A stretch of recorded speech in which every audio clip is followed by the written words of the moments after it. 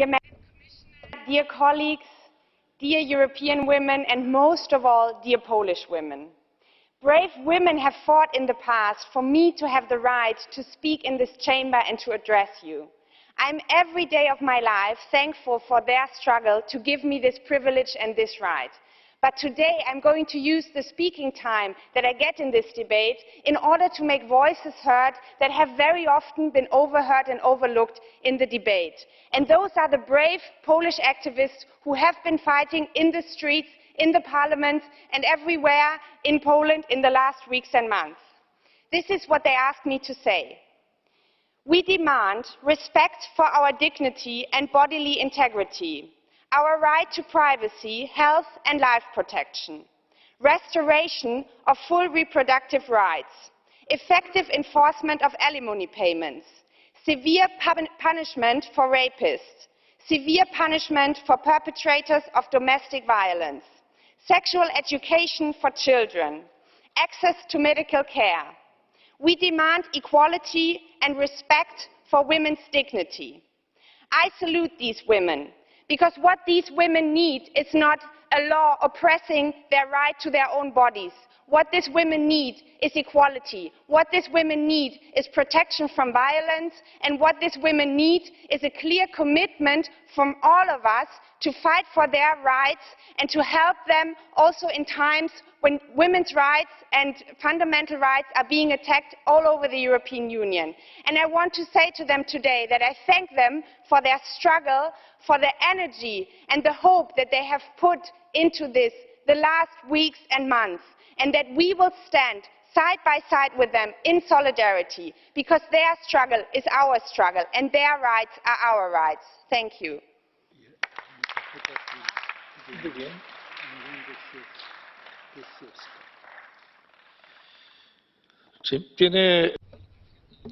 There is a blue card from Mrs. Kąciuska. Do you accept it? Go ahead. Pani poseł, czy zdaje sobie pani sprawę, że pretekstem... Do you realize that the pretext used for organizing the debate this evening is to try and lead you to make mistakes, because the Polish government didn't draft any bill. During its electoral campaign, it only promised that it would pay close attention and closely study all citizens' bills. And this bill was submitted by almost 500,000 citizens. The Polish opposition has used it to attack the Polish government, but it wasn't the Polish government that instigated this. I would even go further. The bill was thrown out by the competent committee in the parliament. Ms. Renke.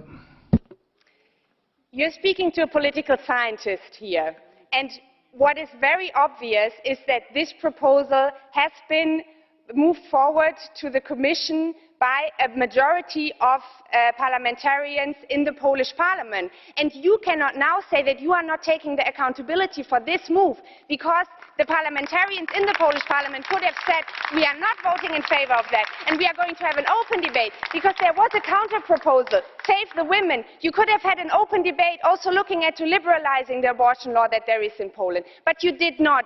You proposed only to move forward with one of the proposals, and you cannot now tell us that you are not taking the responsibility for that. I'm sorry.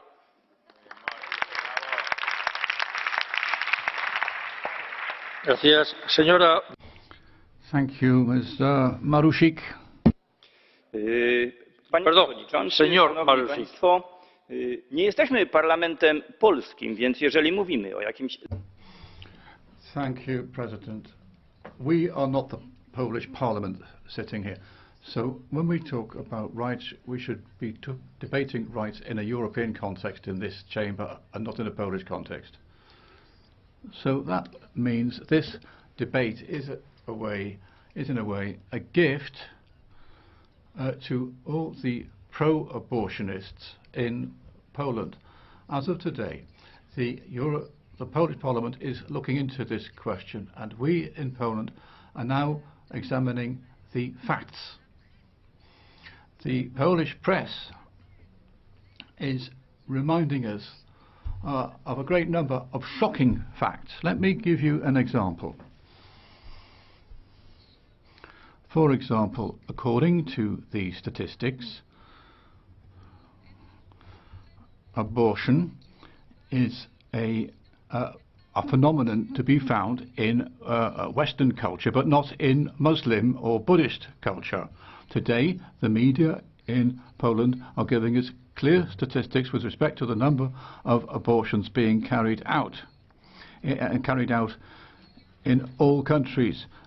And throughout the world, every year, across all countries, there are 50 million abortions, which I find a shocking figure. If you look back to the Second World War, far fewer people died in a world war over a period of 6 years. So this annual figure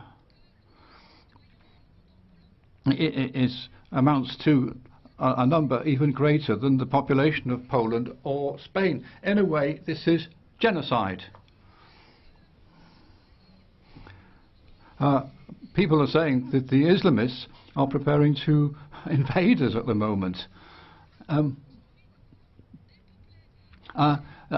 there, we, for our sort, are defying the word of God. God said, go forth and multiply. And we're doing the opposite through abortion. And we're trying to kill our own civilization through things like abortion. Thank you.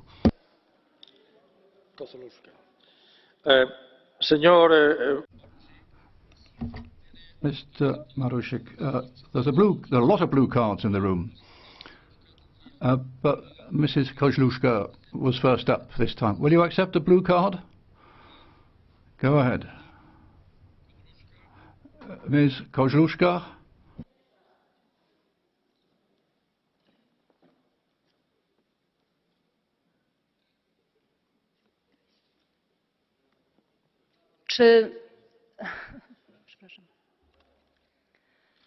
Czy zgodzi się pan z faktem? I have the following question. Do you agree that women's rights are the competence of the European Parliament? Do you agree that women in all member states don't enjoy all these rights? So the protests in Monday in Poland, which we saw on the TV, on social media, these protests prove that the balance which we've achieved in many countries is very fragile and we have to look after it. Że prawa kobiet. I agree that women's rights is a broader question than the Polish context. These rights should be universal, based on a universal ethic. If we undermine women's rights in a given place, most of the time is undermining the rights of a woman or a female fetus which hasn't seen the light of day, because we can kill these fetuses legally and we have to do something about it. Dziękuję, panie. Thank you, Mr. Korwin Mikke. W Polsce trwają demonstracje pod hasłem.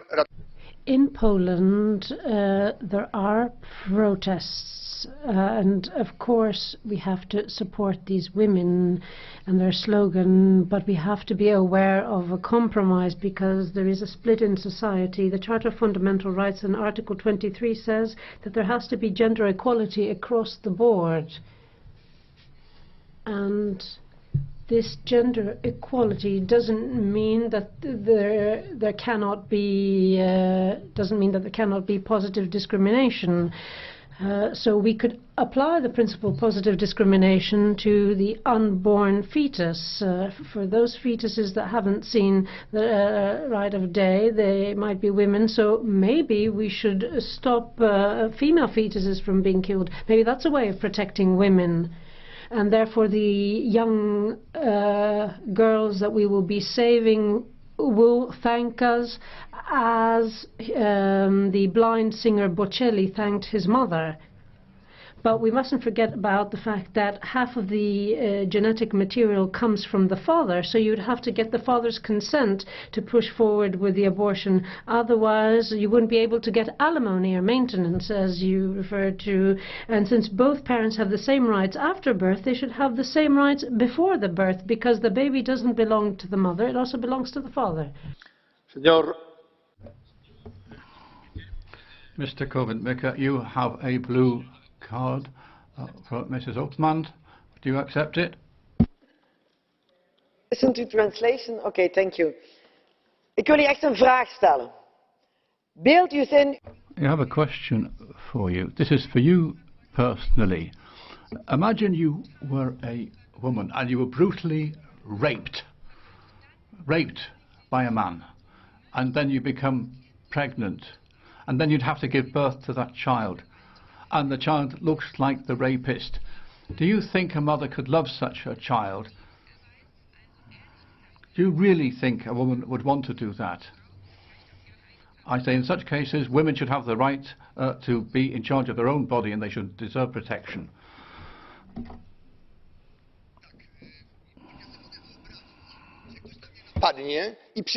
Thank you.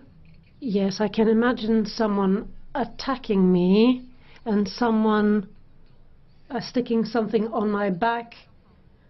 That would be a small child, and 9 months later this child that was stuck to my back would actually fall off my back as the glue comes off. Would I be able to kill this child or not? No. Mrs. Shodrova.